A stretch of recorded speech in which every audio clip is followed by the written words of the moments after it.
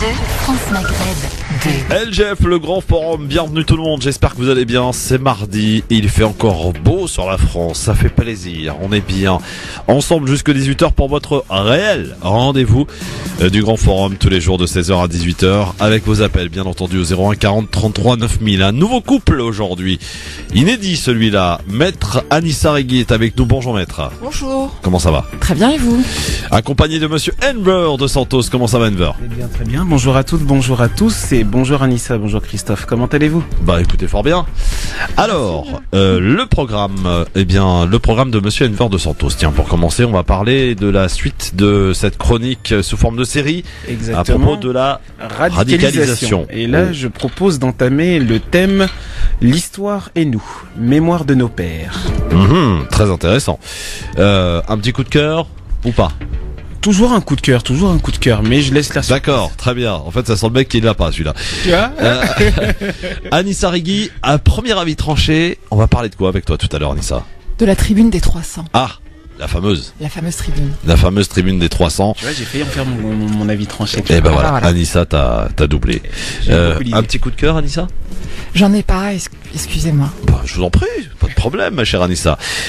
Soyez les bienvenus en tout cas sur France Maghreb 2 et je vous redonne évidemment cette info importante, messieurs dames. On en commençait à en parler il y a quelques jours. Le grand forum qui va se délocaliser pour faire la fête le 20 juin prochain au Cabaret Sauvage dans un super endroit avec des artistes de renom, histoire de rencontrer justement Anissa, Enver et toute l'équipe de LGF et de France Maghreb 2 bien sûr. Vous pouvez d'ores et déjà réserver vos places sur le site de www.cabaretsauvage.com. Vous allez, c'est gratos évidemment. On vous invite tous et toutes à venir nous rencontrer, à venir faire la fête avec nous. Il y aura des vrais musiciens professionnels, des artistes de renom qui vont venir pour la fête et la circonstance juste après le Ramadan, après l'Aïd, juste avant l'été, avant de partir en vacances, histoire de se saluer et de se rencontrer et puis de faire une belle fête ensemble au Cabaret Sauvage dans ce très bel endroit. Le 20 juin prochain, notez d'ores et déjà le rendez-vous. Ce sera la veille de la fête de la musique. Nous on commence une journée avant avec toute l'équipe de la radio qui sera présente. Donc ce soir-là, c'est à 20h30 pour une émission en direct à la radio et surtout bien entendu avec vous sur place pour venir faire la fête ensemble le 20 juin. www.cabaretsauvage.com. N'hésitez pas, on vous mettra tous les liens utiles sur la page Facebook France Maghreb 2. Soyez les bienvenus en ce mardi 24 avril. Voici le programme.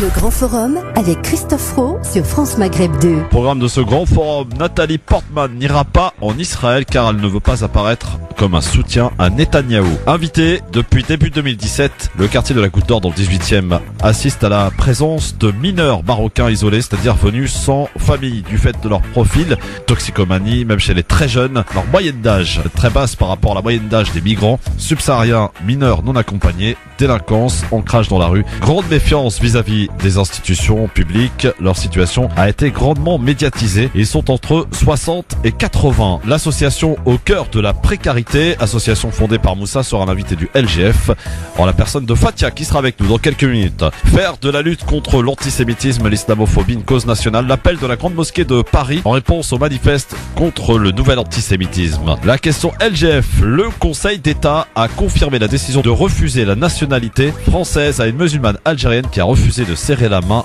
de fonctionnaires lors de sa cérémonie de citoyenneté. Trouvez-vous ce refus justifié? Eh bien vous répondez sur Facebook, France Maghreb 2 ainsi que sur Twitter, LGF officiel. Et on terminera évidemment comme d'habitude par un bon Libertad tout à l'heure en fin d'émission. LGF, le grand forum jusque 18h sur France Maghreb 2 avec Anissa Regui qui est avec nous et qui nous proposera un premier avis tranché tout à l'heure sur la fameuse tribune des 300 qui a fait d'ailleurs bien réagir. On le verra aussi dans le zapping. Vous allez voir que les instances musulmanes de France sont montées au créneau. On le verra tout à l'heure également avec Enver de Santos et également Fatia, notre invitée, qui est d'ores et déjà arrivée, que l'on va saluer et avec elle on va parler évidemment du sort des mineurs marocains isolés dans le 18e arrondissement de Paris. Ça a fait grand bruit et ça devient très inquiétant. Ils sont au nombre environ de 60 à 80 et ils sont dans des situations dramatiques et il fallait qu'on en parle et on en parlera dans quelques instants avec Fatia sur France Maghreb 2. Pour l'heure, la question du jour aujourd'hui, Vous avez certainement entendu parler de cette histoire, de cette femme à qui on a refusé la nationalité française d'origine algérienne parce qu'elle avait refusé de serrer la main lors de sa cérémonie de remise justement de cette fameuse nationalité. Enfin, c'est la cérémonie de citoyenneté, je crois, maître, que ça s'appelle. Oui, tout à fait. Voilà. Alors, cette cérémonie, donc, le Conseil d'État a confirmé d'ailleurs ce refus de cette nationalité. Est-ce que vous trouvez justifié ce refus? Vous pouvez nous appeler, nous donner votre avis au 01 40 33 9000 et aussi continuer de voter sur Facebook France Maghreb 2, sur Twitter LGF officiel. Et alors, ce qui est intéressant, c'est que vous êtes 42% à penser que oui, c'est justifié. Donc c'est pas la majorité. La majorité pense que c'est pas justifié. Tiens, Anissa, est-ce que selon toi cette bah oui, fallait bien que tu commences. Anissa, est-ce que selon toi c'est justifié ce refus ou voilà? Bon, c'est un peu excessif, disons-le, mais je trouve quand même stupide, et je le dis aussi, la réaction de cette dame. Une personne qui se présente à vous en vous saluant, bon, quelles que soient, à mon sens, les convictions religieuses, je pense que voilà, je sais pas, le respect, le bon sens voudrait que on rende le salut d'une certaine manière. Alors je sais que dans certaines cultures, le salut, c'est pas la main tendue, c'est en effet les mains jointes, la tête légèrement penchée. Voilà. Bon, moi je suis assez, comment dire, autant je trouve l'attitude de cette dame un peu excessive, autant je trouve le refus de l'octroi de la nationalité excessif aussi. Oui, Enver, tu es partagé, je crois. Ouais, tu vois, je suis partagé parce qu'effectivement, la posture de cette dame, parce que on a juste, le final, en fait, la finalité qui est, la nationalité a été refusée. Ouais. Mais la motivation en soi, on la connaît pas totalement. Comment ça a été annoncé, etc. Mais ce que je veux dire, c'est qu'effectivement, déjà, la posture de la dame, le fait d'avoir refusé, franchement, je trouve ça complètement stupide d'avoir refusé de serrer la main. Sincèrement, je trouve vraiment, quand bien même, tu demandes la nationalité française, parce que c'est pas comme si elle avait demandé la nationalité américaine ou autre, quoi. Ouais. Elle a demandé la nationalité française. On est dans une période où il y a beaucoup, au niveau, donc, du système politique, de revendication d'une certaine forme de laïcité. Je dis bien, il y a une interprétation de la laïcité, et dans cette interprétation de la laïcité, le fait justement de ne pas serrer la main, justement pour des prétextes dits religieux, forcément ça va à l'encontre du système en place. Donc sur le coup, j'avais presque envie de lui dire, elle a qu'à serrer la main, puis après elle oublie. C'est. Et après, par rapport au refus, si effectivement le refus est justifié, là c'est. Là encore, je suis partagé, tu vois, cette espèce de côté où t'as l'État qui va faire toute une montagne là-dessus parce que les politiques peuvent s'en emparer. Ouais. Et en même temps, il est dans son rôle. Il est dans son rôle. En tout cas, vous continuez de voter, de nous donner votre avis sur Facebook France Maghreb 2 ainsi que sur Twitter LGF officiel, et on va accueillir un auditeur justement qui souhaite nous donner son avis, qui va peut-être d'ailleurs vous partager tous les deux, vous départager plutôt. Il est parti. Donc comme ça c'est réglé. 01 40 33 9000. Bien entendu, pour nous donner votre avis. C'est vrai que moi je trouve ça un peu stupide. Je suis un peu d'accord avec Anissa. Je veux dire, ça va pas enlever ta religiosité que de serrer la main à un homme. J'imagine en tout cas. Ou alors sinon c'est grave quoi. On ne lui a pas demandé de faire la bise, mais de serrer la main. Voilà. D'ailleurs ça se fait dans beaucoup de cérémonies. Quand par exemple vous gagnez un prix, etc. Vous allez serrer la main de celui qui vous remet le prix en question, et puis ça ne bouscule en rien le reste quoi. Allô, bonjour. Ouais, bonjour. Samy de Champigny. Oui, Samy. Comment ça va, Christophe? Ça va très bien, Samy. Bonjour, Samy. Il t'a salué, Enver. Ça va, Samy? Ouais, ça va, mon pote, tu vas bien? Muy bien, Seigneur, muy bien. Champigny en force, 9-4. Alors, Samy? Ouais, moi je voudrais réagir sur cette femme qui a pas voulu serrer la main à ce monsieur. Ouais. Elle aurait pu lui serrer autre chose, peut-être ça aurait mieux marché. Si vous avez compris. Non, du tout, non. C'est ça qu'elle voulait faire. Elle a dû faire ça, je pense. Bon, d'accord. Et merci. Là, elle aurait peut-être eu la nationalité, cette femme. Voilà. Merci Samy pour cette petite merci pour ce partage. Voilà, merci. 01 40 33 9000. Samy toujours dans l'excès, comme d'habitude. C'est un bon. Je sais pas si c'est un bon, mais en tout cas voilà. Vos avis nous intéressent pour le coup. Je rappelle que dans quelques instants, juste après la prochaine pause, on parlera avec Anissa. On reviendra sur cette tribune des 300 qui a fait beaucoup réagir. Une tribune qui parle d'antisémitisme meurtrier. Les mots sont forts, hein, d'épuration ethnique, etc. Donc de réformer le Coran. C'est violent, et il y a quand même 300 personnalités qui ont signé. Alors ce qui est marrant, c'est que dans cette liste que l'on voit, c'est qu'il y a des imams. Alors on connaît pas Imam Karim. Tout le monde peut s'appeler Imam Karim finalement. Bon, alors, évidemment, vous avez le traditionnel Chalgoumi, hein, qui a signé évidemment. Et puis l'ancien président de la République, Nicolas Sarkozy, Manuel Valls, Bernard Cazeneuve, Xavier Niel, le patron de Free, Charles Aznavour. C'est étonnant quand même, non? Vous trouvez pas?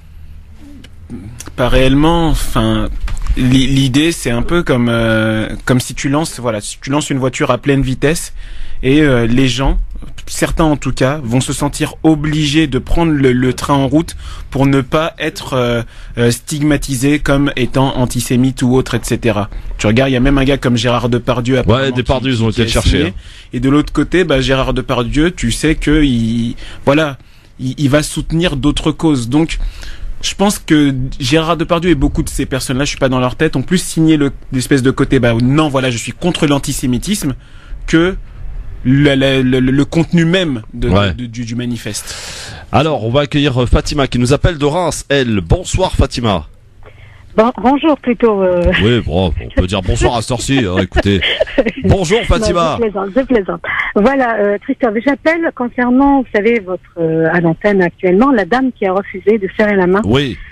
Je pense au préfet ou à la sous-préfète, à mon avis, lors de sa remise de l'intégration dans la citoyenneté. Oui.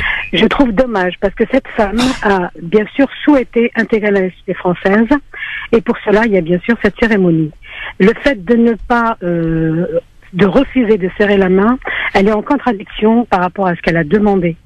Moi, je le vois dans c'est intéressant ce que dit Fatima, là. C'est intéressant ce que dit Fatima. Anissa, qu'est-ce que t'en penses? Le poursuivez, contradiction, pourquoi, en fait? Qu'est-ce qui...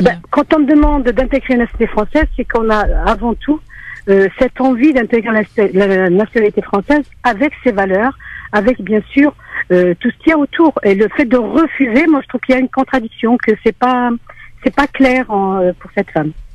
Elle a souhaité être française, mais elle refuse tout ce qu'il y a autour. Oui, mais je pense que quand même les valeurs de la France sont au-delà d'un serrage de main. Oui, quand même. Ouais. Non, madame, je sais de quoi je parle. Je suis moi élue, et ça m'est arrivé à plusieurs reprises. C'est-à-dire, à côté de la sous-préfète, de remettre la nationalité. Oui. Il est normal, devant tout ce public-là, et toute cette envie d'intégrer la nationalité française des personnes qui sont en face de nous. Et nous aussi, quand on tend la main, par exemple, moi, si j'étais un homme et je tends la main et qu'on me la refuse, ça me perturberait, parce que je trouve qu'il faut être en accord avec soi-même. On demande ou on ne demande pas, et si on demande, on va jusqu'au bout. Bon, c'est un avis pour le coup tranché, hein, ma chère Fatima. C'est clair. Voilà. Merci en tout cas, chère Fatima de Reims, 91.3, la fréquence pour nous écouter là-bas, Reims. Continuez de rester fidèles. Bon, c'est très partagé, hein. On le voit sur les votes, sur Facebook, Twitter, etc. Mais aussi au travers des appels. Cette histoire de serrage des mains, de main que la dame donc n'a pas voulu, et ça lui a valu donc le fait de ne pas obtenir cette fameuse nationalité française.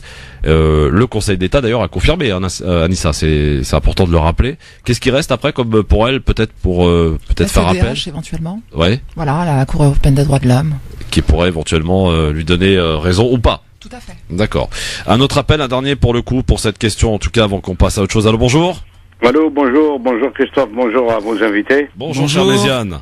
Bonjour, écoutez, moi je suis contre le serrage de main, mais pour la bise. Ouais. D'accord. Écoutez, non mais c'est n'importe quoi, je crois que des gens sont tombés sur la tête. Si tu veux être français, hein? Oui, déjà, oui. Pourquoi vous voulez être français? Je vois pas pourquoi vous voulez être français déjà, pourquoi faire? Je sais pas, vous voulez faire la guerre? Non, avec pour diverses raisons. Je veux savoir pourquoi nous les Arabes on veut être français, pourquoi faire? Je sais pas, peut-être qu'Enver a dit ça pour répondre. Non, si vous voulez être français, j'ai eu aucun mérite à l'être, je suis juste sinon restez algérien avec votre dignité. Pourquoi vous voulez changer? Pourquoi vous changez pas votre nom aussi? Vous changez la religion, vous changez tout. Bon, On est algérien, on est marocain, on est tunisien, on est chinois. Gardez votre nationalité. Bon, Pourquoi vous voulez la changer? Vous en avez marre de votre nationalité? Il peut y avoir plein de raisons. Oui, il peut y avoir plein de raisons. Ça peut être aussi pour travailler dans la fonction publique, par exemple. Pour travailler dans la fonction publique, pour des raisons personnelles, qui regardent cette dame. Ça peut être plein de choses. Moi, je comprends. Ça peut être des liens familiaux. Après, au-delà, moi, je le dis souvent, un bout de terre ne fait pas chez soi. Et au-delà de la blague, à un moment donné, voilà, c'est cette dame qui a décidé de pas serrer la main. C'est vrai. Mais les nationalités, elles appartiennent à une histoire. Vous comprenez ça? C'est aussi peut-être l'histoire. Oui, on a une culture d'origine, on a des racines. Pourquoi les renier? Si vous voulez adopter une autre nationalité, eh bien, il y a des contraintes, pas des contraintes, mais il y a des coutumes, il y a des codes sociaux. Ouais, bon. À ce moment-là, on veut le beurre et l'argent du beurre. Et pourquoi pas la crémière aussi? Ah oui, allez, allons-y. Merci, Méziane. Voilà, bon, vous avez constaté que c'est très tranché, pour le coup, cette histoire. Donc, vous continuez de voter, nous donner votre avis qui nous intéresse évidemment sur Facebook, France Maghreb 2, sur Twitter, LGF officiel. Ma chère Anissa, je te présente Hicham Terak, que tu connais. Bonjour. Bonjour, monsieur Terak, comment ça va? Ah, bonjour, monsieur. Bonjour, monsieur Hicham Terak, je te présente Anissa Rigui, que tu n'as pas eu encore le loisir de rencontrer. Enchanté, Anissa. Comment allez-vous? Monsieur Enver de Santos, que tu connais, je crois. Bonjour, monsieur. Je connais le personnage. Ouais, bonjour, monsieur, bonjour. Le personnage. Alors, Hicham Terak, il est là parce que il fait partie de l'organisation d'un Bataclan. Oui, le 26 avril, c'est dans 2 jours. Pour construire des puits au Tchad avec l'association Watt for Tchad, avec une grosse soirée en perspective. C'est ce 26 avril, donc jeudi soir, au Bataclan, dans cette salle mythique du Bataclan, remplie d'histoire évidemment, pour cette soirée caritative avec beaucoup d'artistes sur scène. Hicham, je crois qu'il y en a une vingtaine, hein. Exactement, on a comment dirais-je, un beau plateau. Ouais. Exactement, un beau plateau qui sera partagé entre musique et humour. Ouais. Et comme tu le sais bien, en fin de compte, l'objectif c'est de récolter des fonds pour la construction de puits au Tchad. Alors c'est pas un petit projet, c'est quand même un projet, on va dire d'envergure nationale, puisque on a pour projet de construire 208 puits et on en a à 20. Il en manque quelques-uns encore. Ouais. Et donc du coup, c'est un travail de longue haleine. Et quoi de mieux que d'organiser une grosse soirée. Donc c'est la 6e édition quand même, c'est pas la première. En réunissant un beau plateau. Donc on a par exemple sur plateau, sur scène aussi Power, Islam Sihili qu'on connaît bien puisqu'il est aussi chroniqueur à la radio. Samia Orosman. Ouais. Tu vois. Donc on a vraiment du beau monde pour ne citer que. Il y a J-Max aussi pour les plus jeunes, qui est à la base un influenceur, un youtubeur, mais aussi un chanteur.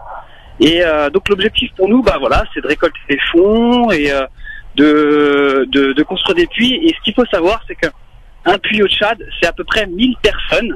C'est vraiment ça, c'est à peu près 1000 personnes qui disposent de l'accès à l'eau potable. C'est hallucinant, hein. C'est un truc de dingue. Et ce qu'il faut savoir, c'est qu'au Tchad, plus qu'ailleurs, les puits sont un peu plus chers parce que là-bas, il n'y a pas grand-chose, tout est importé. Donc, il y a une vraie motivation humanitaire derrière tout ça. Et l'objectif, c'est qu'on a besoin de force, on a besoin que les gens viennent nous voir ce jeudi au Bataclan. Et aussi, bien sûr, on a un lien pour faire les dons. Et je vais tirer la petite corde sensible. On arrive sur une période qui est sacrée pour nous. Le Ramadan. Le Ramadan. Donc voilà, si vous savez pas trop quoi faire de votre zakat, il y a cette association qui récolte des fonds. Et elle a augmenté en plus la zakat cette année. Sachez-le, elle a augmenté. 7 €. Ah, 7 €. Ah oui. Et écoute, voilà, tu vois, on peut faire beaucoup de choses avec 7 €, je pense. Et voilà, on peut par exemple faire un don à cette association qui se retrouve, par exemple, qui se trouve sur Facebook. On a un site internet bien sûr, mais aussi Work for Tchad sur Facebook. Et là, vous pouvez voir quelques réalisations. Ouais. Et écoute, voilà, c'est déjà pas mal déjà. Alors rendez-vous le 26 avril au Bataclan pour faire la fête et surtout pour joindre l'utile à l'agréable, j'ai envie de dire, pour aider donc la construction de puits au Tchad.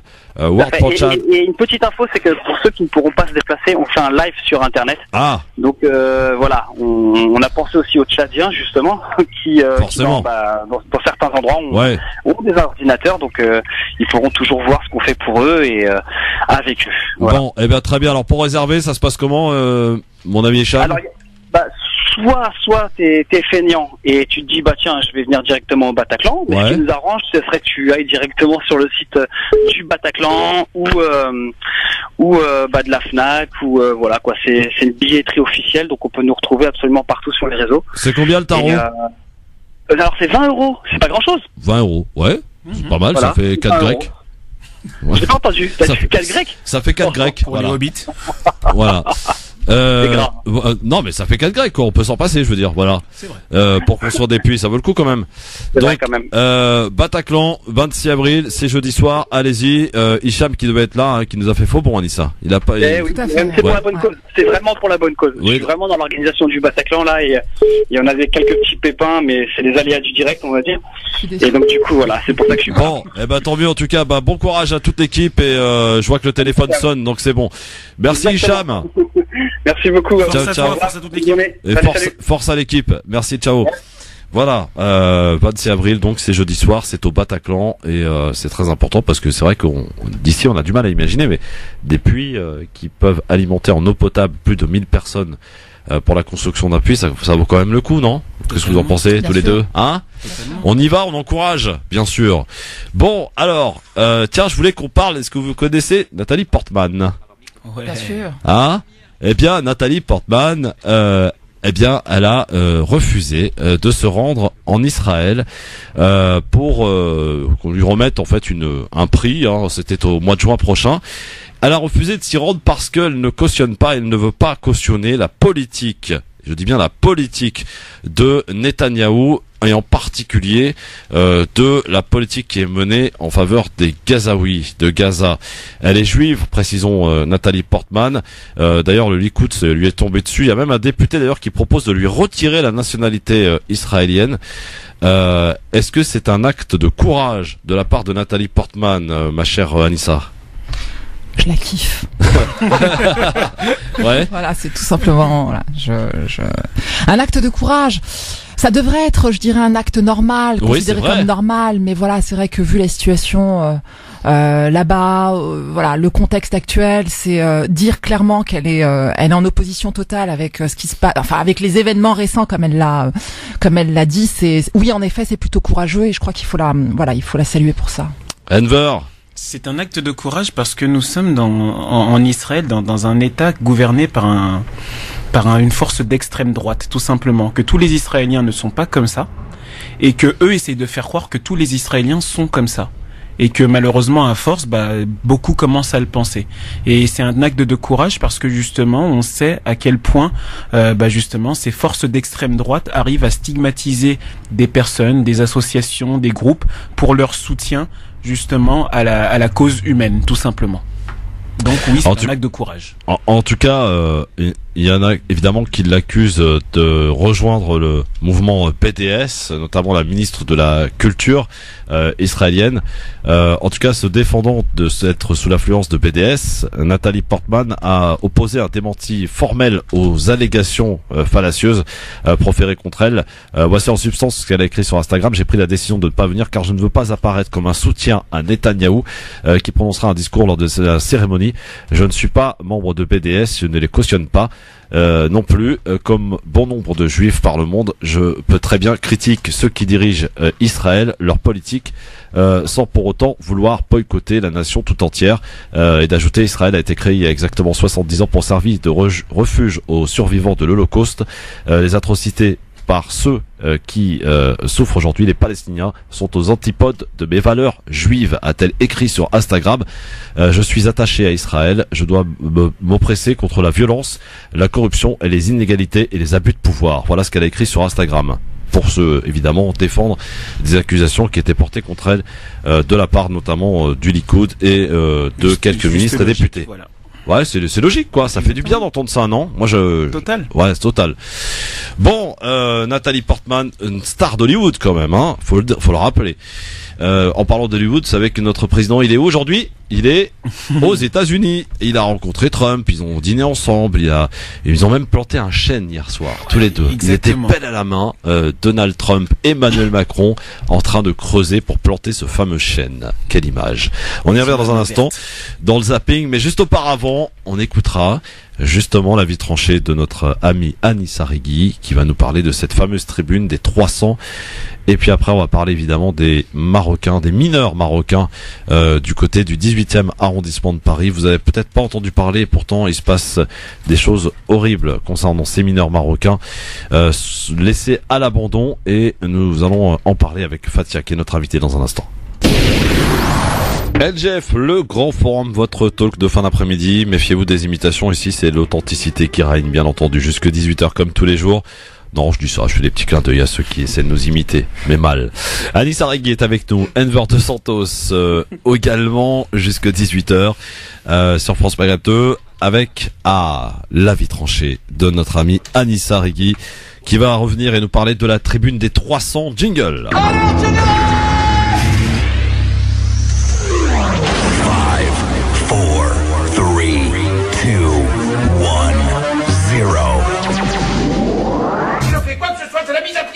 Alors piétinez-moi, allez-y. Un avis qui se veut tranché, mais aussi tranchant surtout, Anissa Rigui.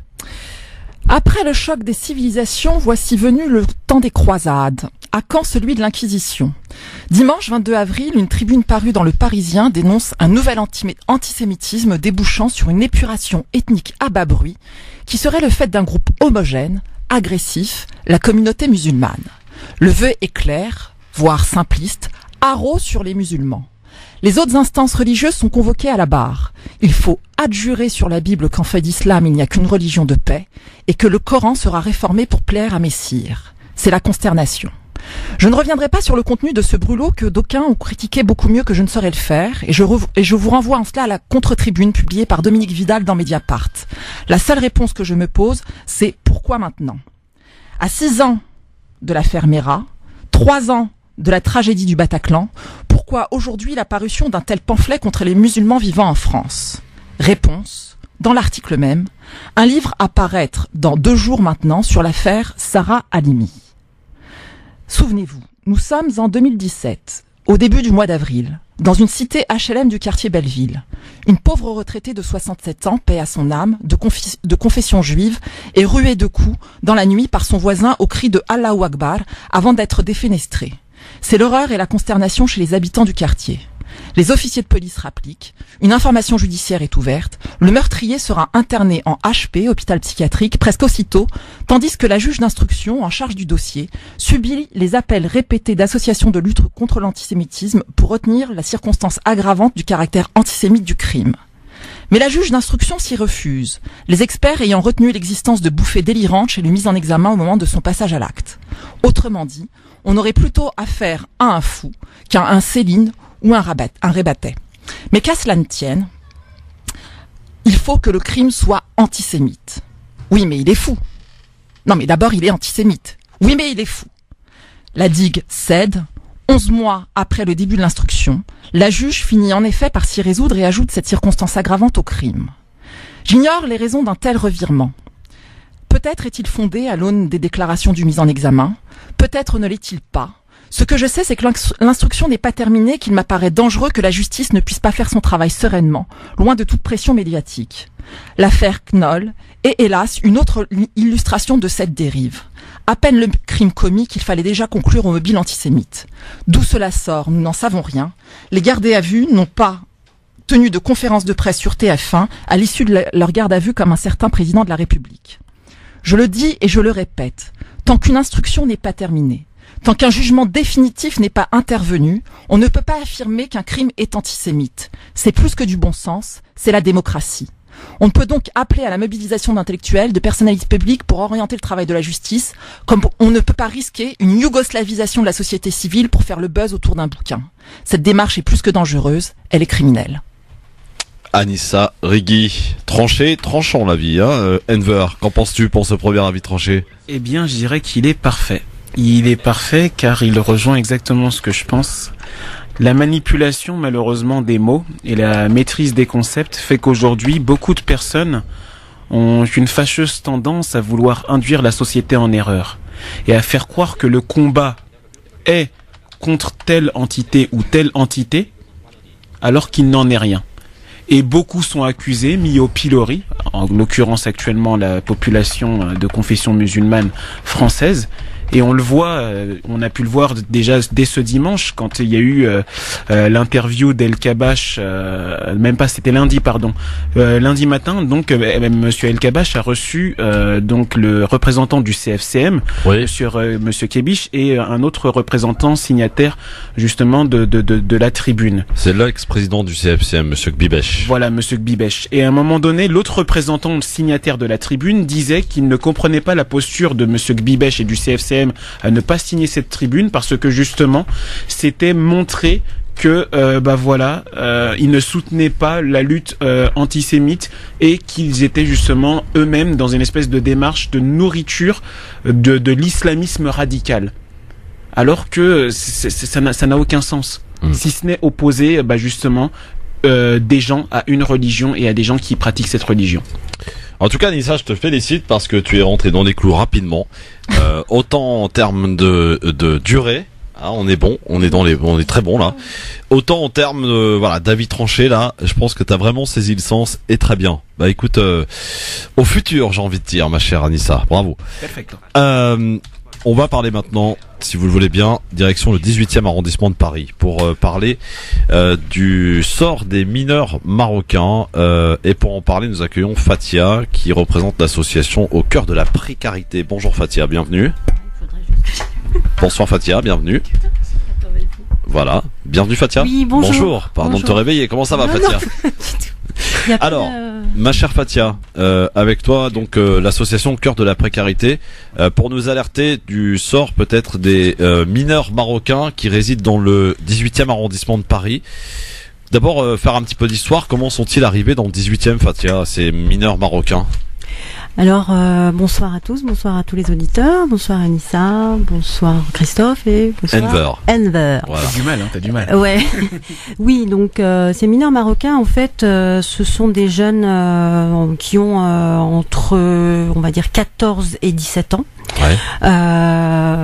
Il y a des très petits qui peuvent avoir 10-11 ans et ils arrivent donc du Maroc.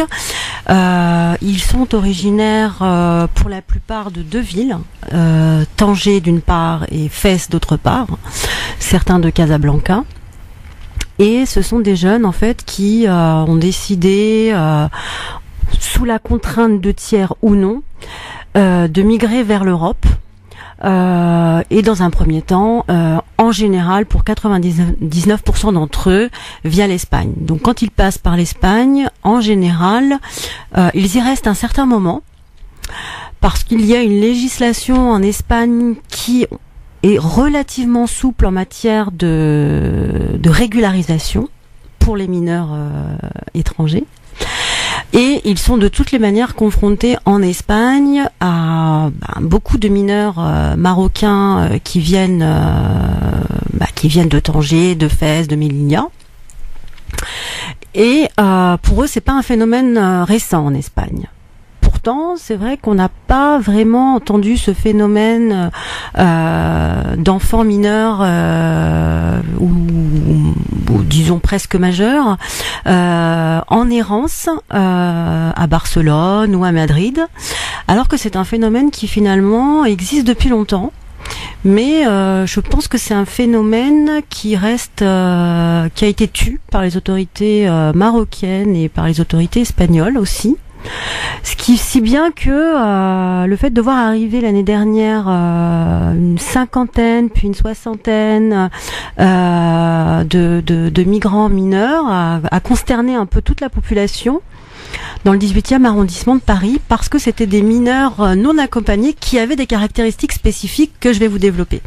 Oui, ce sont des mineurs effectivement qui arrivent donc du Maroc en passant par l'Espagne. Ils se retrouvent dans le 18e, dans le quartier de la Goutte d'Or.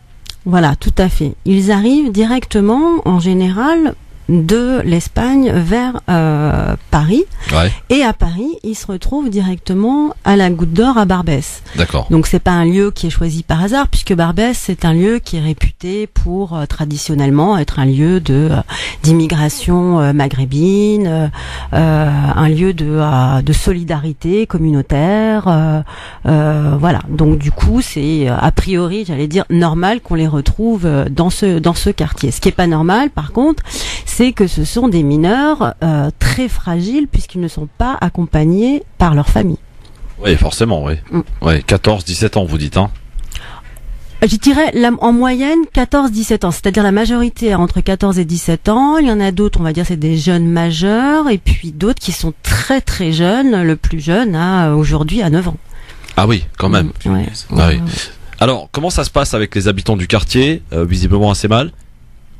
Alors, au départ, en fait, ils étaient tolérés. Ouais. Par les habitants du quartier, parce que les habitants du quartier qui ont quand même, le 18e a quand même une tradition d'accueil, de tolérance. Bien sûr. Il y a une vie associative très très riche, une culture d'aide vis-à-vis des migrants, d'où qu'ils viennent, etc. Donc il y a eu un grand élan de compassion vis-à-vis de ces jeunes qui se retrouvaient dans un endroit spécifique qui était le Square Bachung. Ouais. Donc dans la presse, c'était les mineurs marocains du Square Bachung. Ils étaient identifiés comme ça. Même les magistrats, quand ils étaient confrontés à ces jeunes-là, les appelaient les mineurs marocains du Square Bachung. D'accord. Donc du coup, ils étaient un peu confinés dans ce parc, tout simplement parce qu'ils ne savaient pas véritablement où aller, ne connaissaient pas vraiment leurs droits, ne connaissaient pas de lieu d'accueil défini, puisque a priori les autorités municipales n'étaient pas préparées à leur arrivée. Ouais. Donc les habitants au début ont été très très tolérants jusqu'à ce que ces jeunes en fait arrivent à un état de clochardisation avancé. Un état, j'allais dire globalement psychique et physique très inquiétant, et consommateurs de différents types de drogues telles que des benzodiazépines, de l'alcool parfois, des solvants, du cannabis, etc. Et je pense qu'en fait l'image choc qui a été retenu par les médias et par les habitants, c'est le fait de voir un petit enfant avec un mouchoir rempli de solvant sur le visage. Je pense que c'est cette image-là qui a renvoyé en fait à la France une image entre guillemets de tiers-mondisation de son territoire en fait. Alors on a du mal à imaginer quand même que des enfants puissent quitter le Maroc, où c'est vrai, bon, c'est pas non plus je vais dire le confort total pour les habitants là-bas, mais quand même le Maroc fait partie des pays quand même où on peut s'en sortir, on peut quand même réussir à vivre. Il y a certes beaucoup de pauvres d'ailleurs comme ici en France, mais de là à partir et à se retrouver mineur dans un pays étranger qu'est la France, que font les autorités marocaines, j'ai envie de dire, et que fait l'ambassade marocaine, qui doit être certainement au courant de ce problème? Bah oui, parce que les autorités municipales du 18e et la mairie de Paris ont commencé à alerter l'ambassade du Maroc. Mais ce qu'on fait comprendre les associations, c'est que dans la loi, tout mineur non accompagné sur le territoire français relève exclusivement de la loi française et non pas de la loi marocaine. Donc les autorités marocaines ont a priori aucun rôle, j'allais dire socio-éducatif ou législatif dans ce sujet. Maintenant, on peut comprendre que le Maroc puisse aider peut-être la France à comprendre qui sont ces enfants, comment les appréhender, etc.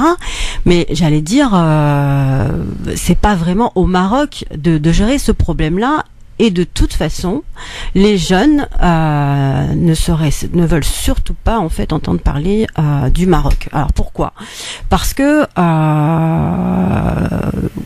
bon, contrairement à ce que tu as dit, Christophe, le Maroc, je veux pas me mettre à dos des auditeurs marocains, hein, mais le Maroc, on a du Maroc une vision très idyllique, etc. Mais c'est un des pays du monde où l'indice de développement social et humain est des plus faibles.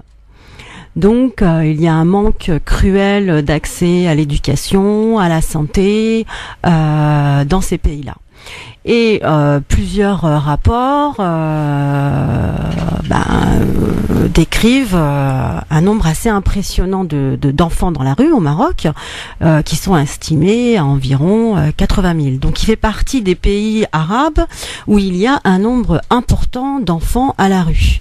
Alors pourquoi tous ces enfants à la rue au Maroc? C'est pas à moi d'analyser le développement du Maroc à ce sujet. Je pense, c'est pas pour faire de la diplomatie avec le Maroc, mais je pense que le Maroc met des moyens dans des écoles, dans des orphelinats pour gérer ce problème, mais il apparaîtrait que la société civile soit dépassée par ce phénomène d'enfants des rues.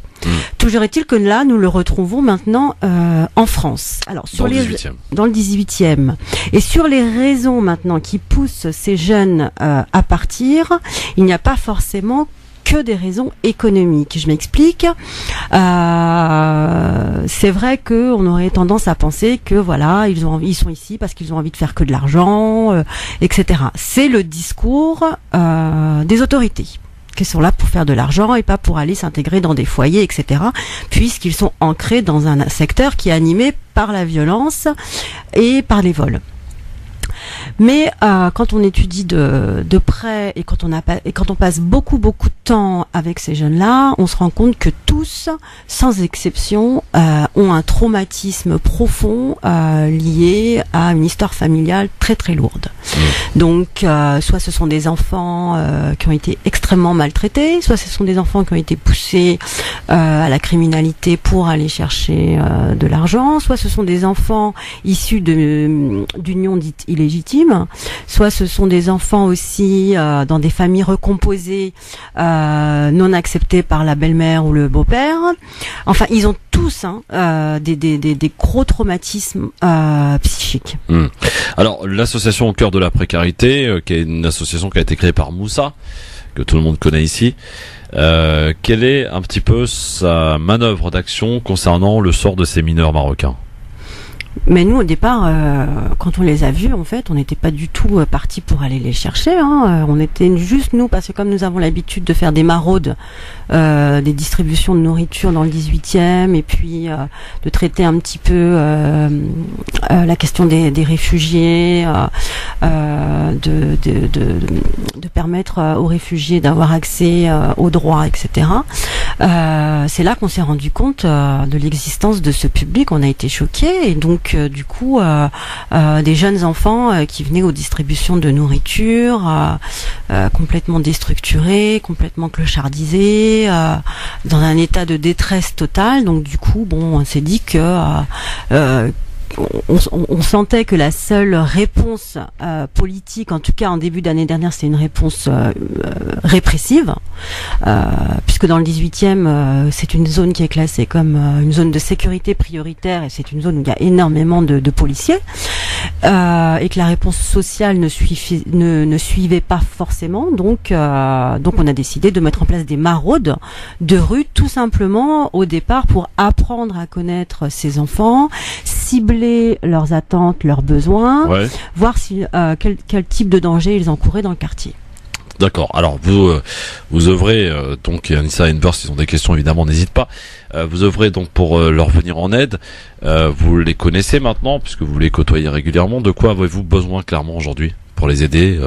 D'argent, je suppose, mais comment? En fait, l'argent, c'est pas tellement la priorité, j'allais dire. Nous, on a vraiment besoin de soutien politique, de la société civile, des associations d'avocats, de juristes, de bénévoles, de militants, pour exercer en fait un rapport de force avec la mairie socialiste du 18e arrondissement et avec la mairie de Paris, qui ne fonctionne qu'avec la pression. C'est-à-dire que elle a commencé à mettre en place quel type de pression?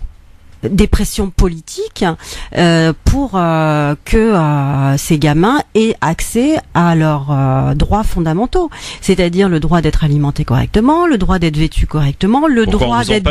On les empêche de s'alimenter, de s'habiller, de les aider? Alors moi, quand je suis arrivée dans le quartier, très concrètement, et que j'ai vu les jeunes qui ne mangeaient pas depuis des jours et des jours, Moi, je suis arrivée simplement en tant qu'humanitaire, avec des colis repas, des vêtements, des choses comme ça. Bon, j'ai eu des problèmes avec le cabinet d'Hidalgo. Ouais. Avec Madame Versini, la maire adjointe chargée de la protection de l'enfance, avec l'aide sociale à l'enfance qui estime qu'en fait aider ces jeunes dans le quartier contribue à les ancrer dans le territoire, et en gros on a voulu m'empêcher de faire mon travail. Qu'est-ce qu'ils préconisent, de les expulser, des foutre dehors, c'est ça? Alors, il y a eu des réunions publiques parce que il y a eu finalement au départ les riverains étaient tolérants, mais là ils commencent à en avoir marre parce que ils se rendent compte que soit les moyens mis à disposition sont pas adaptés, soit ils sont insuffisants, on sait pas trop, parce qu'il n'y a pas d'analyse vraiment de fait sur d'analyse sociologique et politique de fait sur ce phénomène. Du coup. J'ai perdu le fil, je suis fatiguée. Est-ce que tu peux me répéter? Non, mais je veux dire, c'est quoi en fait? C'est on cherche à les mettre dehors, à les expulser, à s'en débarrasser, quoi. On cherche à s'en débarrasser au moins dans le quartier. Ouais.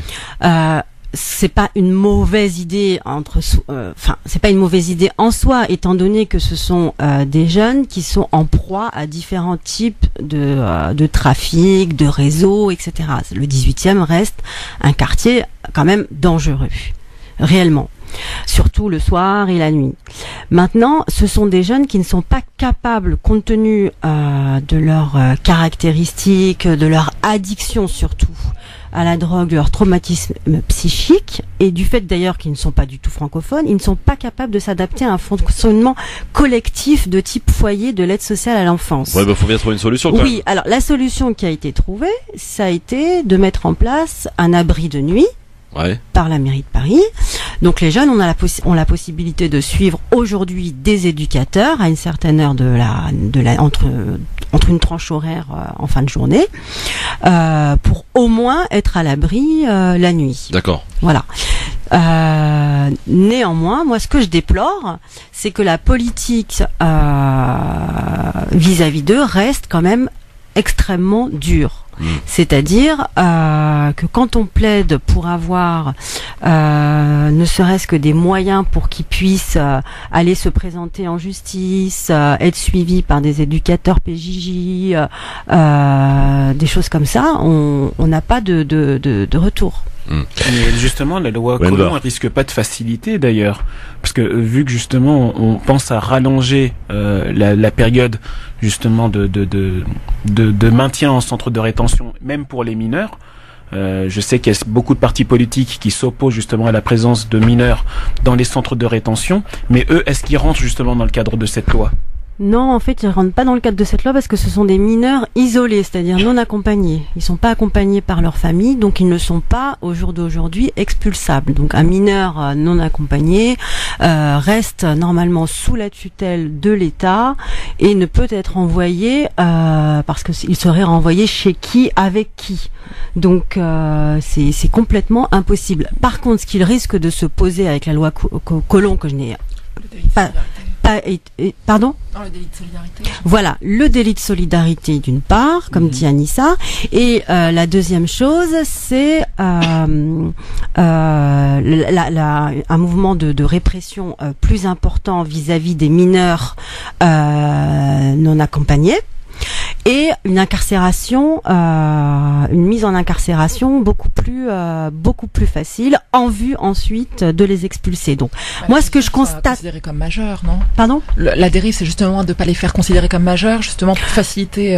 Voilà, c'est-à-dire qu'en fait, là, au jour d'aujourd'hui, voilà, Anissa, elle pose une bonne question. C'est-à-dire que au jour d'aujourd'hui, il y a des juges qui, même s'ils ont des doutes sur leur minorité, vont quand même, considérant que ce sont des enfants, des adolescents en danger sur le territoire français, les placer, demander un placement, au moins provisoire, afin qu'ils puissent avoir accès à un hébergement, une formation, pouvoir rebondir et s'extraire de réseaux de délinquance, de choses comme ça. On a l'impression finalement dans cette affaire que tout le monde se rejette la faute. Exactement. Et le torchon, quoi, le brûlant. Tout le monde se renvoie la balle pour essayer de trouver la solution, et la solution elle est difficile parce que effectivement, tu le disais tout à l'heure, Fatia, les habitants n'en peuvent plus, les trafics, etc. Le bruit, peut-être le reste, toute cette insécurité qui s'installe. La mairie de Paris qui elle, dos au mur. La mairie de 18e qui plaide pour une répression. La police, comment se comporte-t-elle avec ces mineurs?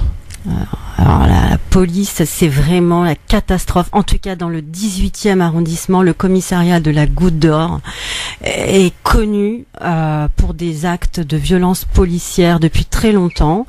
Il y a eu un changement de commissaire il n'y a pas longtemps. C'est une femme. Apparemment, depuis qu'elle est là, les étrangers se disent peut-être mieux traités qu'avant, mais il n'empêche que le rapport entre la police et les étrangers est très tendu. Nous-mêmes, on a été témoins de scènes de violence policière, mais complètement gratuites. Un simple attroupement en bas d'un bâtiment énerve par exemple des policiers de la BAC, donc ils arrivent, ils se déchaînent sur des jeunes de 12-13 ans, donc moi j'ai montré les vidéos à la commissaire, ils se déchaînent sur des jeunes de 13-14 ans, ils arrivent, ils leur mettent des gifles, ils leur claquent la tête contre les murs, ils sèment la terreur en disant des propos racistes, donc les CRS pareil. Ils arrivent quand ils font des rondes dans le quartier et qu'ils sont pas informés de la présence de ces jeunes, ou alors qu'ils font semblant de ne pas être informés de cette situation, arrivent, et puis donc nous des fois on se cache un peu pour voir un peu ce qu'ils préparent, donc on entend des choses comme tiens, je me le ferais bien, ou alors du style qu'est-ce qu'il fout là lui, pourquoi il retourne pas dans son pays, je me ferais bien un coup de tir de lacrymogène, des choses comme ça. Donc l'appel de renfort policier dans le 18e n'est certainement pas une solution. D'ailleurs, je dirais que dans tout le quartier de Barbès, qui aujourd'hui est reconnu parfois comme un quartier, on va dire, entre guillemets, de blédards, qui essaye de survivre de contrebande de cigarettes, etc. C'est une réalité, c'est une image qui est complètement faussée, j'ai envie de dire, parce que moi, ce que je vois, c'est qu'il y a très peu de travailleurs sociaux dans le quartier. Il y en a beaucoup qui arrivent effectivement d'Algérie, du Maroc. Il y en a beaucoup qui ont envie de s'en sortir, qui connaissent pas leurs droits. Le simple fait d'une aide médicale d'État, on leur explique pas à l'hôpital. Enfin, voilà. Donc, du coup, il faut pas s'étonner qu'après. Alors, Fatia, pour être tout à fait concret dans un instant et après la pub, et pour finir, ma chère Fatia, tu vas nous donner peut-être toutes les coordonnées de l'association Cœur de la Précarité. Vous avez compris, messieurs dames, l'urgence qu'il y a à pouvoir agir et aider au mieux, j'allais dire, de la manière la plus intelligente, ces jeunes qui ont au-delà évidemment de ce qu'ils sont et de ce qu'ils malheureusement sont devenus. C'est triste quand même de voir des gamins de 14, 15, 16, 17 ans, voire même plus jeunes, tu nous le disais tout à l'heure, se droguer dans le trafic, dans le vol. Alors, ne soyons pas dans le jugement, mais plutôt dans l'aide, c'est plutôt mieux comme ça. Et au cœur de la précarité a besoin de vous. Tu vas nous dire dans un instant comment, Fatia, en nous expliquant et nous donnant surtout toutes les coordonnées afin que les auditrices et auditeurs sensibilisés par cet appel puissent éventuellement vous aider. Et juste après, on accueillera évidemment Enver de Santos qui est déjà avec nous pour son avis tranché et on passera au zapping. Donc Fatia, dans un instant, pour conclure ensemble, les coordonnées. LGF, le grand forum, messieurs dames, merci d'être avec nous en direct jusque 18h et nous sommes avec Fatia qui représente l'association Cœur de la Précarité. On parlait avec elle il y a quelques instants donc du sort des mineurs marocains isolés arrivés par l'Espagne dans le 18e arrondissement. Est-ce qu'on a des chiffres? Ils sont combien à peu près aujourd'hui, Fatia? Oui, ils sont à peu près 70. 70, âgés donc, tu disais, entre 14 et 17. 14 et 17 ans. Et donc ils sont donc dans la misère, on peut appeler ça comme ça.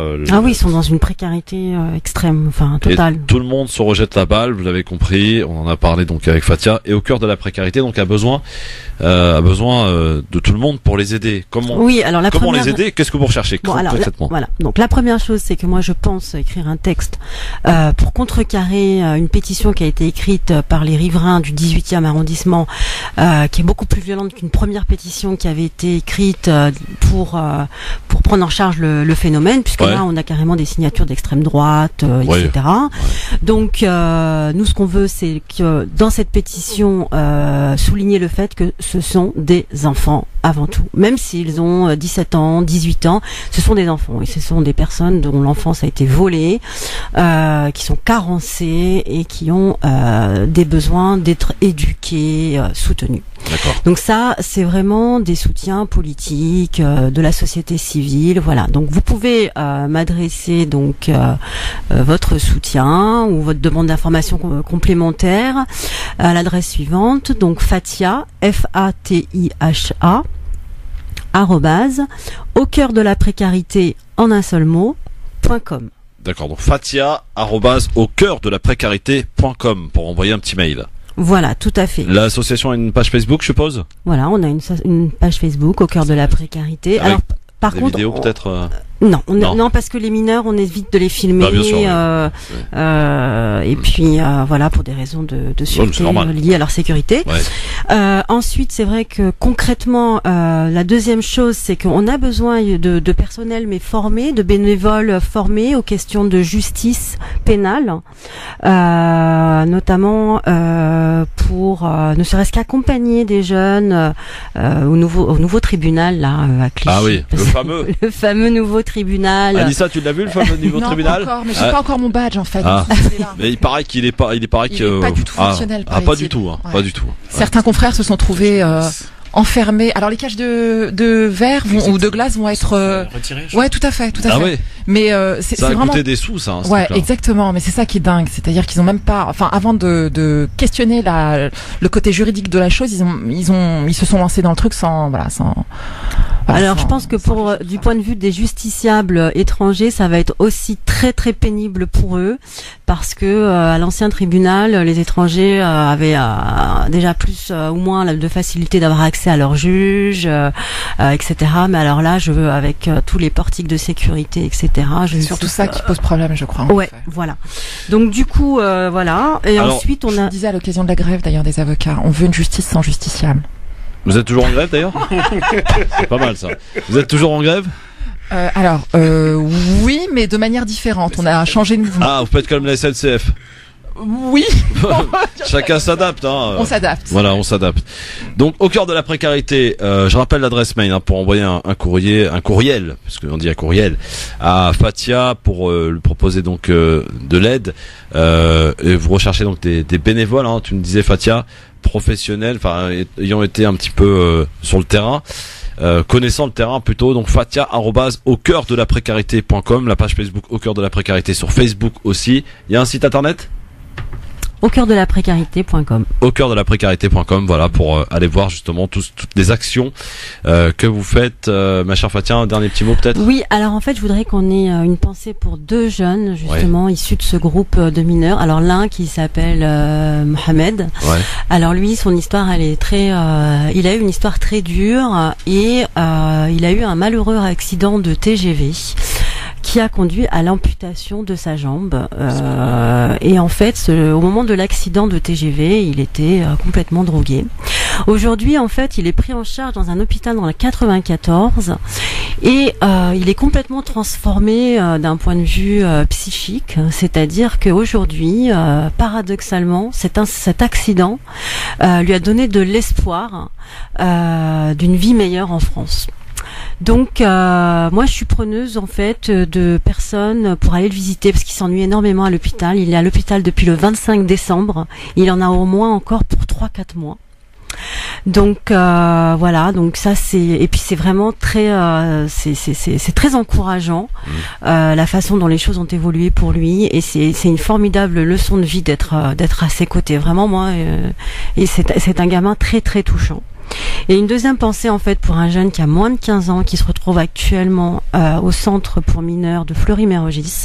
Moi j'ai fait appel à un cabinet d'avocats avec lequel on a un partenariat pour une remise en liberté. Et je suis confrontée bizarrement à l'opposition de la PJJ, de la mairie de Paris, de toutes les associations pour empêcher cette remise en liberté, au motif que le jeune refuserait un placement dans un foyer extrêmement éloigné de Paris. Et ces jeunes-là, étrangers justement, étant passés par la délinquance, n'ont pas la même offre de mesures alternatives à l'incarcération que des jeunes français, malheureusement. Au cœur de la précarité, donc l'adresse mail, j'en rappelle, Fatia, @au cœur de la précarité.com, et le site internet au cœur de la précarité, la page Facebook au cœur de la précarité. Merci beaucoup, Fatia, en tout cas. Et quel est le nom de l'hôpital où se trouve le jeune homme dans le 94? Alors ça, je vais le donner par directement par mail, hein. Pour éviter peut-être que tout le monde y aille. On peut, voilà, en passant par moi. Enfin, moi, j'y vais souvent le voir, donc voilà. Merci, Fatia, en tout cas. Tu es le bienvenu, nous raconter ce triste constat, donc dans le 18e arrondissement, concernant ces mineurs isolés marocains. À très bientôt, Merci Fatia. à toi, Christophe, de m'offrir cette tribune. Merci. À très bientôt. Bon, alors, avec Anissa et Enver, on poursuit. Avant de passer au zapping, nous allons passer à un deuxième avis tranché. Un autre sujet va être abordé maintenant. On va parler de radicalisation avec Enver de Santos.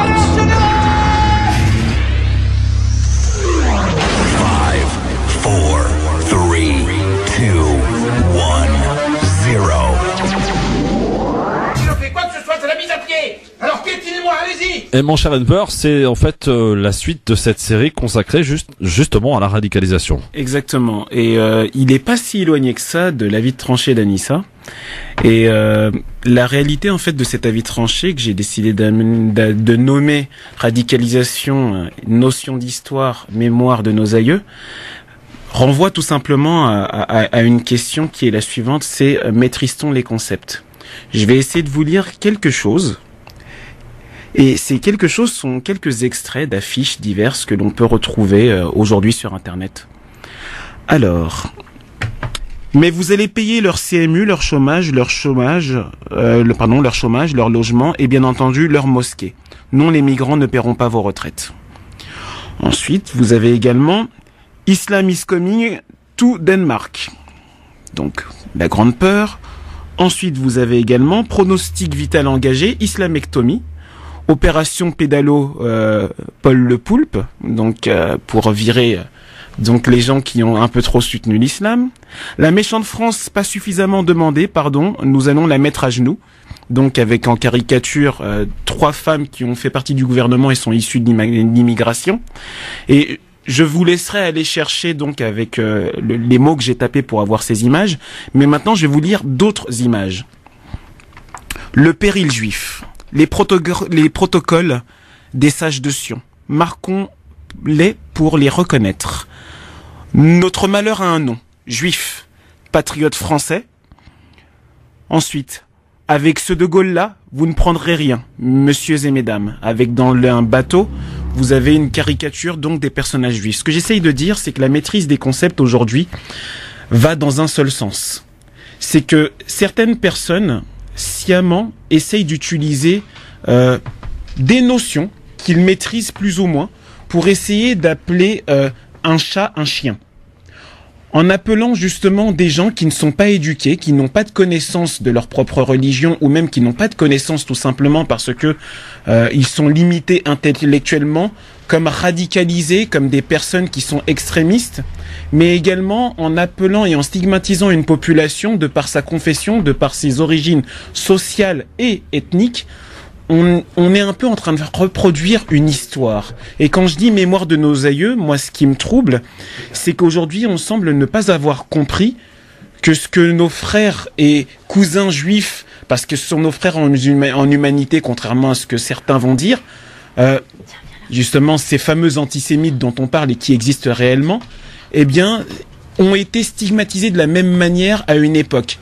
Et ça a conduit à tout simplement des idées qui ont mené au Troisième Reich. Certains vont dire que voilà, je vais trop loin en disant que non, il y a un comparatif qui va un peu trop loin.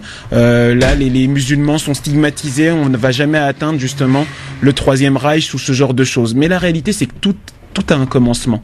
Tout a un commencement, et les gens qui maîtrisent les concepts devraient justement se méfier de cette espèce de jeu dangereux auquel ils sont en train de se plaire et se confondre à vouloir créer justement un ennemi dans une population, parce que demain, on ne sait pas du tout ce qui va se passer. Merci Enver dos Santos. Peut-être que Anissa souhaite réagir sur cet exercice que vient de nous proposer Enver dos Santos. Oui. Oui, Anissa, on t'écoute. Excusez-moi, j'ai pas très bien tout entendu. Ah, n'écoutez pas la vie tranchée d'Enver. Bravo les Bravo Enver. Bravo Anissa. Bravo.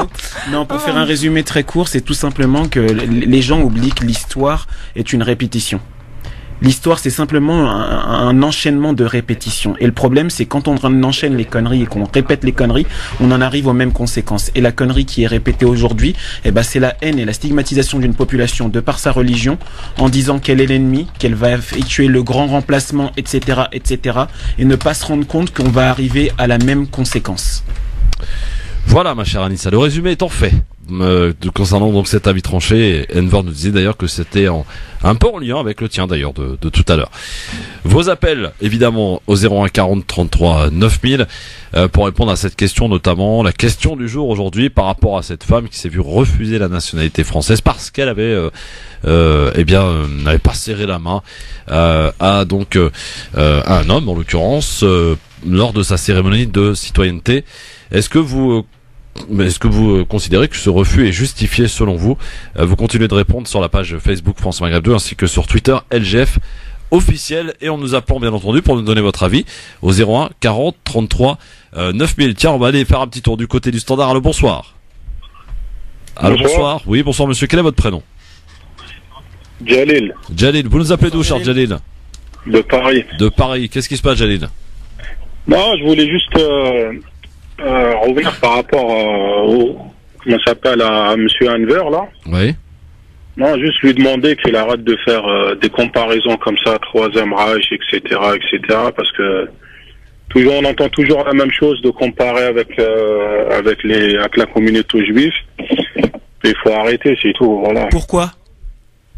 C'est Enver qui parle, c'est toujours la même chose, il faut pas comparer, on n'est pas des victimes, vous voyez ce que je veux dire? Vous êtes toujours en train de raconter des histoires, quoi. Non, c'est pas une histoire de victimisation, si vous permettez, c'est simplement une histoire que, si par exemple je prends un briquet et que je me brûle, si après je prends ce même briquet et que je me rebrûle, c'est pas une histoire de victimisation ou pas, c'est simplement que j'ai fait la même stupidité. Et c'est la réalité. Après, les gens peuvent vouloir se confondre dans le côté on va pas se victimiser. Là, il s'agit pas de victimiser. Il s'agit de comprendre qu'on est dans une société, on est en train de monter les gens les uns contre les autres en les stigmatisant. C'est-à-dire qu'on parle. Attendez juste un instant, ne vous inquiétez pas, je vous laisser parler. Vous inquiétez pas. Jalil, juste un instant. Vous dites la même chose. Non, justement, Jalil. Après, moi, je veux bien discuter avec vous. Après, si vous voulez pas écouter, moi, ça me pose pas de problème. Nous, on se fait taper dessus, il y a pas de problème. Mais non, c'est pas une histoire dont on se fait taper dessus. C'est qu'à un moment donné, il faut être intelligent dans votre posture à vous. Mais si ces gens-là, ils veulent aller plus loin, nous on est là, il n'y a pas de problème. Et c'est bien ce que je suis en train de dire. C'est là ce que vous êtes en train de dire, c'est que ça mène simplement à la stupidité. Vous pouvez dire ce que vous voulez, mais le côté on est là, ça veut dire quoi? Bon, merci en tout cas Jalil pour cette petite remarque. Cela dit, bon, après on peut avoir son point de vue bien entendu, mais le principe quand même quand on discute avec quelqu'un, c'est de s'écouter. C'est la base. Voilà. Bon, alors on va passer au zapping maintenant, si vous le voulez bien. Anissa Enver, auditrice, auditeur. Première visite d'État organisée par Donald Trump depuis son arrivée à la Maison Blanche. Eh oui, il y a près d'un an et demi d'ailleurs. Et le président américain qui donc a choisi son homologue français pour cet honneur. Les sujets ne vont pas manquer, objet pour certains de désaccord.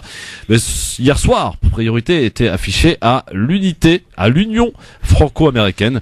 Le couple présidentiel a atterri en début d'après-midi à l'aéroport militaire d'Andrews dans la grande banlieue de Washington pour la première visite d'État de l'ère Trump. Un véritable honneur donc reçu comme tel et salué dès son arrivée par Emmanuel Macron en anglais puis en français aussi.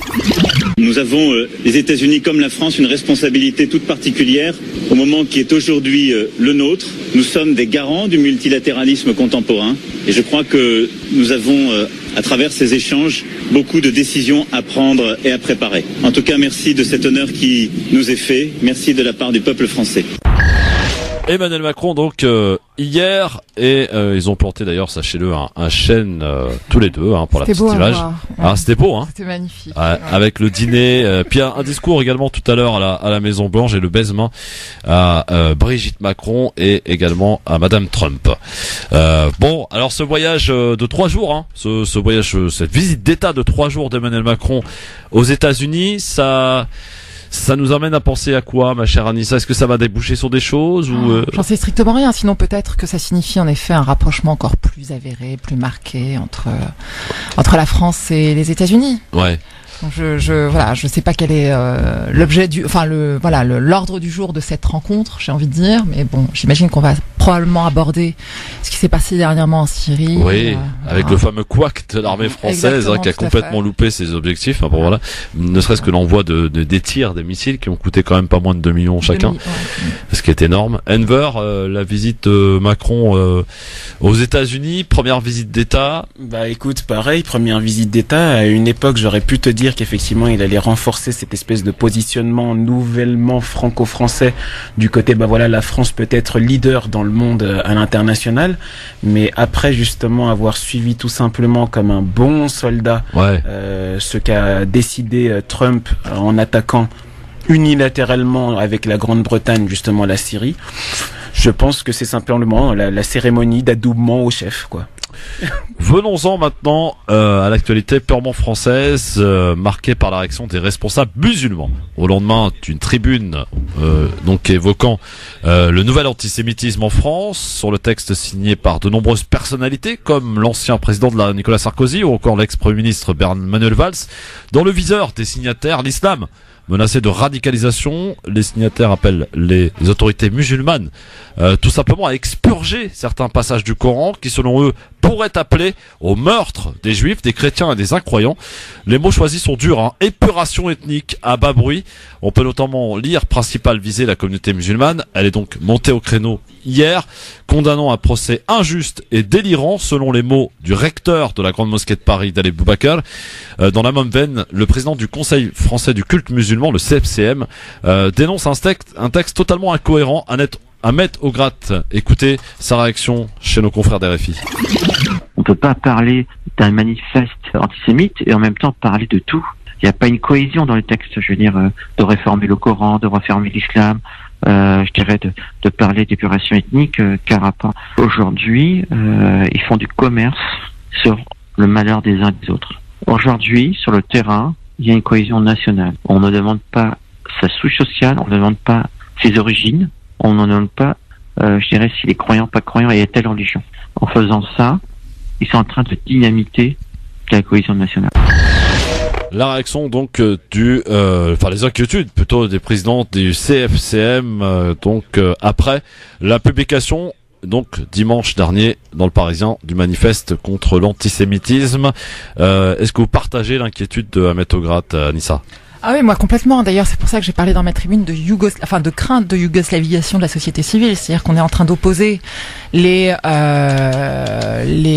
communautés. Enfin, le vœu affiché, je pense, c'est celui-là, c'est de stigmatiser la population musulmane, de dire qu'elle est responsable en effet d'un nouvel antisémitisme. Alors, il n'y a pas de chiffres. Enfin, moi, j'ai pas, je sais pas sur quoi ça se base. On parle de 50 000 juifs qui fuiraient l'Île-de-France, enfin les quartiers populaires. Très honnêtement, j'aimerais que ce soit alimenté et qu'on puisse véritablement avoir un débat serein, posé sur la question, plutôt que de balancer comme ça une tribune en disant l'islam est responsable de tout. Enver, l'inquiétude est partagée aussi? Oui, l'inquiétude est partagée et puis vraiment pour une fois, je soutiens totalement ce qu'a dit le représentant du CFCM parce que au final, on va vraiment entrer dans la bataille des idées. Je pense qu'il est vraiment temps que les intellectuels français, qu'ils soient de confession musulmane ou non, mais qui sont justement contre cette espèce de création de guerre entre communautés doivent réagir. Ils doivent réagir, quitte à créer un nouveau manifeste justement de solidarité et de cohésion nationale, parce qu'à un moment donné, ce manifeste c'est du grand n'importe quoi. Inquiétude également d'une spécialiste de l'histoire du peuple juif, la sénatrice Europe Écologie Les Verts, Esther Benbassa. Elle s'arrête sur 2 passages de la tribune. L'utilisation du terme épuration ethnique et la demande d'expurger certains versets du Coran. Écoutez, sur ces 2 points-là, Esther Benbassa. Mais il n'y a pas d'épuration ethnique en France. Épuration ethnique nous fait rappeler quand même certains pays non démocratiques où il y a eu de l'épuration ethnique, mais aussi en Europe dans le passé, l'Allemagne, les camps, etc. L'épuration ethnique n'a rien à voir avec ce qui se passe en France. Et il me semble que dans ce texte, il y a aussi une demande de retirer les textes injurieux à l'endroit des Juifs dans le Coran. Pour les croyants, la Bible et le Coran sont des textes révélés. Alors, qui est-ce qui va revoir les textes révélés? On confond avec Vatican II. Le christianisme a une autorité centrale qui peut revoir et retirer des thèmes injurieux contre les Juifs, agressifs contre les Juifs, etc. Voilà, Esther Benbassa, donc la mise au point de la sénatrice Europe Écologie Les Verts, Esther Benbassa, donc chez nos confrères d'RFI. Anissa. Totalement d'accord, je souscris à tout ce qu'elle dit, et notamment à cette utilisation nauséabonde, je dirais, là en l'occurrence d'expression d'épuration ethnique. C'est violent. C'est hyper violent, c'est hyper violent, c'est complètement inapproprié, c'est à bas bruit, c'est choquant, quoi, c'est vraiment... Bon, et bien voilà, pour ce qui en est en tout cas de ce zapping, dans un instant, l'exercice de la liberté, parce que nous n'avons pas peur de la liberté tous les jours sur et dans cette émission sur France Maghreb 2, Libertad. Vous allez pouvoir nous appeler, on ne sait pas qui vous êtes ni ce que vous allez nous dire, vous pouvez bien nous engueuler si vous le souhaitez, mais dès lors que ça soit justifié quand même, faut pas nous engueuler gratuitement. En tout cas, venez, vous êtes les bienvenus au 01 40 33 9000. À tout de suite sur France Maghreb 2. France Maghreb 2, France Maghreb 2. Bon, le sauvé par le gong, j'ai envie de dire. LGF sur France Maghreb 2, oui, il se passe des choses. Heureusement que ça reste évidemment en antenne. Ce qui est à Vegas reste à Vegas. Exactement. Avec Libertad, ma chère Anissa. Oui, je sais que t'aimes ça, la liberté. C'est très important. On y tient, on la préserve, on la défend. Tous les jours sur cette antenne France Maghreb 2, ça s'appelle Libertad. Je ne sais pas qui vous êtes ni ce que vous allez nous dire. Vous pouvez d'ores et déjà nous appeler 01 40 33 9000. Vous appelez maintenant de quel que soit l'endroit où vous vous trouvez d'ailleurs. Ça peut être de l'autre côté de la planète Terre, vous qui avez peut-être la chance de nous écouter via l'application, notamment France Maghreb 2, ou par internet www.francemaghreb2.fr, par satellite aussi. Donc n'hésitez pas. Allez, France Maghreb 2, bonsoir. Qui est avec nous? Oui, bonsoir Christophe, c'est Ali. Bonsoir Ali. Vous nous appelez d'où, cher Ali? J'appelle de Garzonville, là où je travaille, là, disons, de route de passage. D'accord. Alors on t'écoute Ali, qu'est-ce qui se passe? Oui, alors je voulais parler bien du complot, je souligne bien du complot contre l'islam, le Coran et les musulmans. D'après lequel il faut changer les versets du Coran, que c'est un livre qui appelle au meurtre, etc. C'est-à-dire c'est un complot contre les musulmans et l'islam et le Coran. Tout cela parce que le CRIF, il a été critiqué il n'y a pas longtemps à la télévision suite à son interdiction contre la France insoumise et Marine Le Pen de ne pas participer. Il a été critiqué violemment à la télé.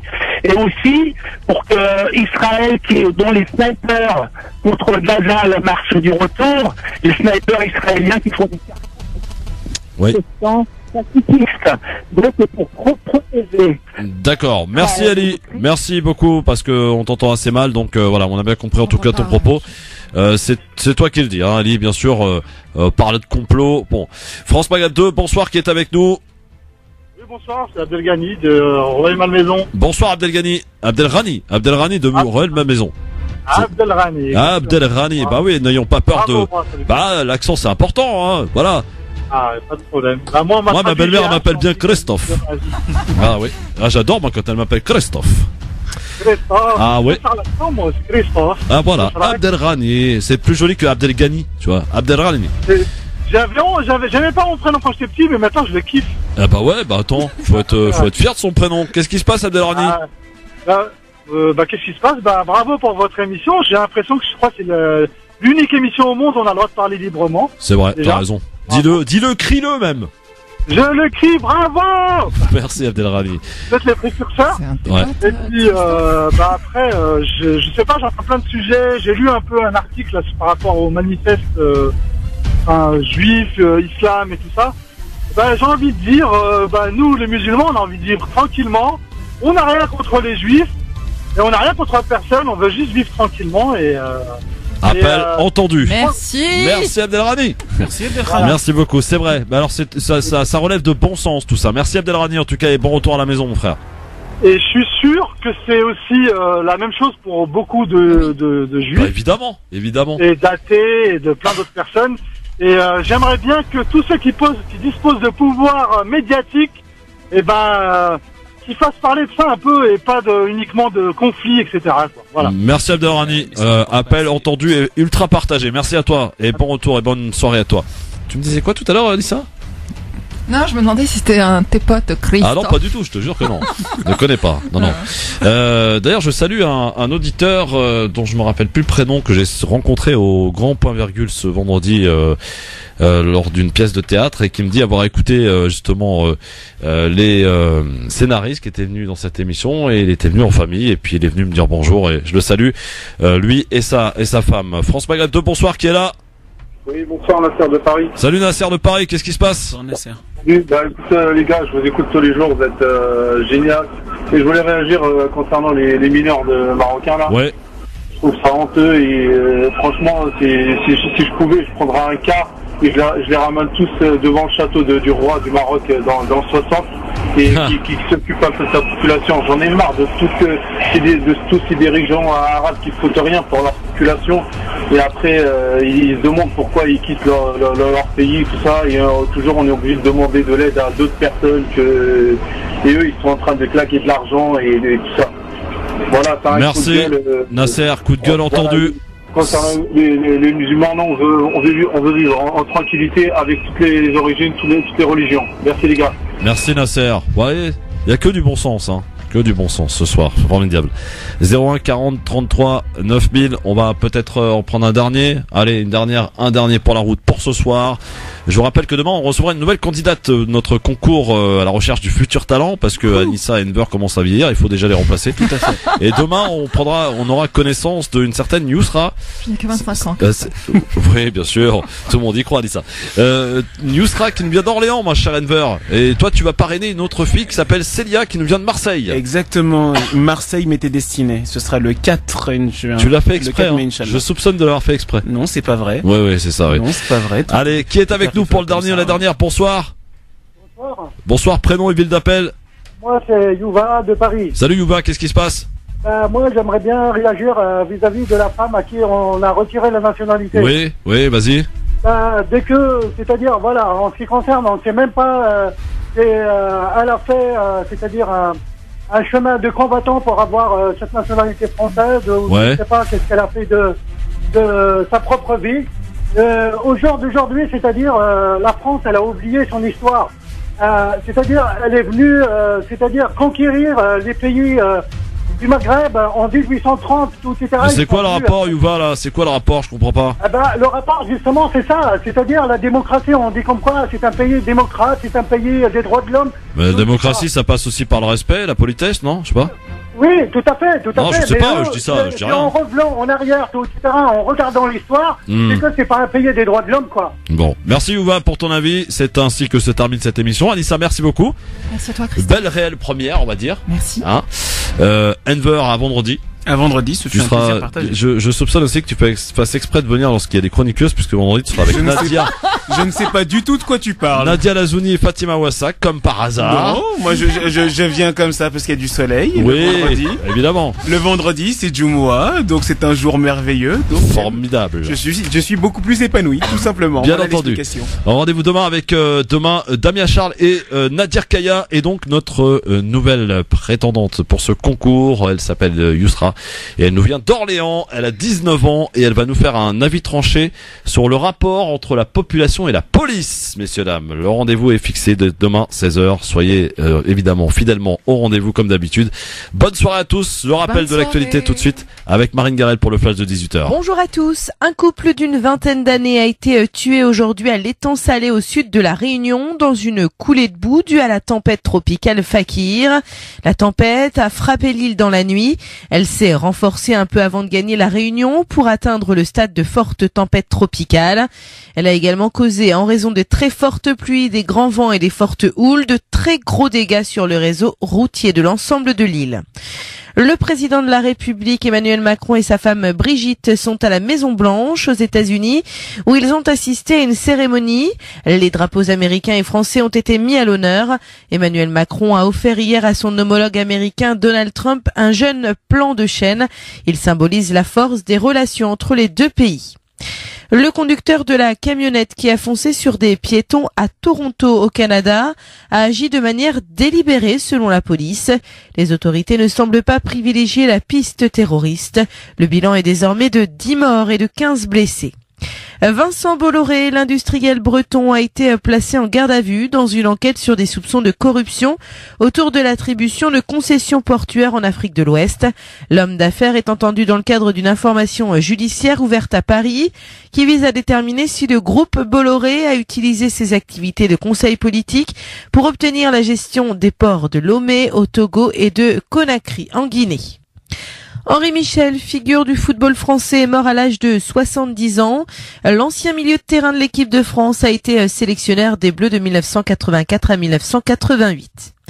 Lionel Messi, footballeur le mieux payé au monde. L'Argentin a pris la tête du classement des joueurs de foot les mieux payés au monde devant Cristiano Ronaldo. L'Argentin a vu ses revenus s'envoler en 2017-2018, passant de 76,5 millions à 126 millions d'euros. France Maghreb 2, service, info, musique, divertissement. France Maghreb 2. France Maghreb.